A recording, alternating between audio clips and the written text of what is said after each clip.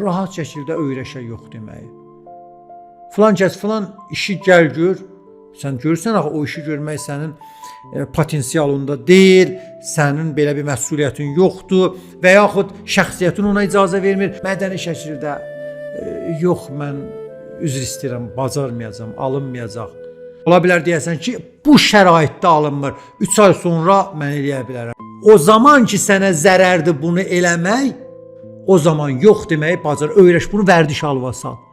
Amma bir dənə mən sənə yol öyrədim də. Filan kəs səndən filan şey istəyirəm, telefonda yox deyə bilmirsən. Denən ki, icazə ver, mən bir fikirləşim, sənə yazacağam. Telefonu söndürdün, fikirləş, görürsən də eləmək istəmirsən. Yaz, ümid eləyirəm bu işin tezliklə düzəlsin, amma mən hal-hazırki vəziyyətimdə bunu sənə eləyə bilməyəcəm. Və yaxud biri üzdə sənə məsələn nəsə səndən istəyir. Həmin zaman tez hə demə, əgər yox deməyi bacarmırsansa, denən icazə ver, yaxşı. Mən fikirləşib, gedib evdən sənə xəbər eləyəcəm. Bir evdən əgər istəmirsənsə yaz. Əvvəla möhkəm ol, güclü ol, həmin zamanda bir şey istəmirsənsə rahat yoxdur. İndi mən deyirəm, əgər o gücün yoxdursa, sən ürək yumşaq insansan, indi hamımız o duruyor.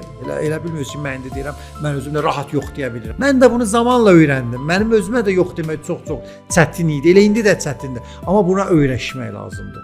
Bunu həyatımızın prinsip eləmək lazımdır. İstəmədiyimiz şey yox deyəcək. Elə dində də bu cürdür də.